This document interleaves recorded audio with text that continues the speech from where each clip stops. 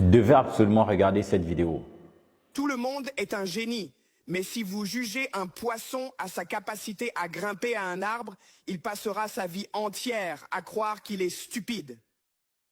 Mesdames et messieurs du jury, aujourd'hui, c'est l'école moderne qui est sur le banc des accusés. Je suis ravi que vous ayez pu venir. Non seulement elle fait grimper les poissons aux arbres, mais elle leur fait aussi redescendre et courir 10 miles.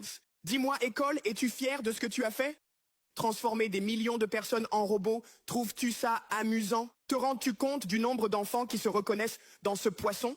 Nager à contre-courant en classe, ne jamais découvrir leurs talents, penser qu'ils sont stupides, croire qu'ils sont inutiles. Eh bien, le moment est venu, plus d'excuses. J'appelle l'école à la barre et je l'accuse de tuer la créativité, l'individualité et d'être intellectuellement abusive. C'est une institution ancienne qui a dépassé sa date d'utilité. Alors votre honneur, cela conclut ma déclaration d'ouverture et si je peux présenter les preuves de mon dossier, je le prouverai. Poursuivez. Voici un téléphone moderne. Vous le reconnaissez? Voici un téléphone d'il y a 150 ans. Quelle différence? Voici une voiture d'aujourd'hui et une d'il y a 150 ans. Grosse différence, non? Écoutez ça. Voici une salle de classe d'aujourd'hui et voici une classe d'il y a 150 ans. Oh. N'est-ce pas honteux? En plus d'un siècle, littéralement rien n'a changé et pourtant, vous prétendez préparer les élèves pour l'avenir? Mais avec de telles preuves, je dois demander, préparez-vous les élèves pour l'avenir ou pour le passé? J'ai enquêté sur vous. Vous avez été conçus pour former des gens à travailler à l'usine, d'où vous placez les élèves en rangée droite et leur dites « Restez tranquilles, levez la main si vous voulez parler ». Donnez-leur une courte pause, puis 8 heures à leur dire quoi penser. Faites-les aussi se concurrencer pour obtenir un A, la lettre qui détermine la qualité d'un produit, d'où la mention A pour la viande. Les temps étaient différents. Nous avons un passé. Je ne suis pas Gandhi. Aujourd'hui, on n'a plus besoin de fabriquer des robots zombies. Le monde a évolué et nous avons besoin de personnes créatives, innovantes, critiques, indépendantes, connectées. Chaque scientifique dira qu'aucun cerveau n'est identique. Tout parent confirmera. Alors pourquoi traitez-vous les élèves comme des moules à biscuits, imposant le même format? Surveillez langage. Désolé, votre honneur, mais si un médecin prescrivait exactement le même médicament à tous ses patients, les conséquences seraient tragiques. Beaucoup de gens tomberaient malades. Et pourtant, à l'école, c'est exactement ce qui se passe. Cette faute professionnelle, éducative, où un enseignant se tient devant 20 enfants, chacun ayant des forces différentes, des besoins différents, des talents différents, des rêves différents, et vous enseignez la même chose de la même façon, c'est horrible. Mesdames et messieurs, l'accusé ne devrait pas être acquitté. C'est peut-être l'un des pires crimes jamais commis.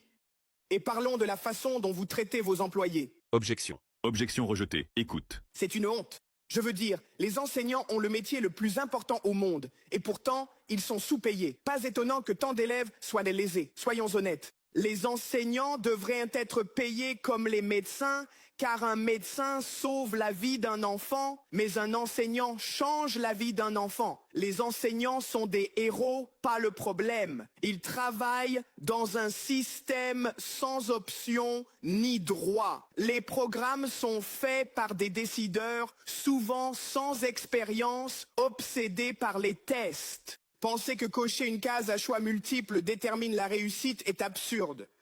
En fait, ces tests sont trop cruels pour être utilisés et devraient être abandonnés. Mais ne vous fiez pas qu'à mon avis. Frédéric J. Kelly, l'inventeur des tests standardisés, a dit « Ces tests sont trop cruels pour être utilisés et devraient être abandonnés ». Mesdames et messieurs du jury, si nous continuons sur cette voie, les conséquences seront fatales. Je n'ai pas beaucoup de foi dans l'école, mais j'ai foi en l'être humain.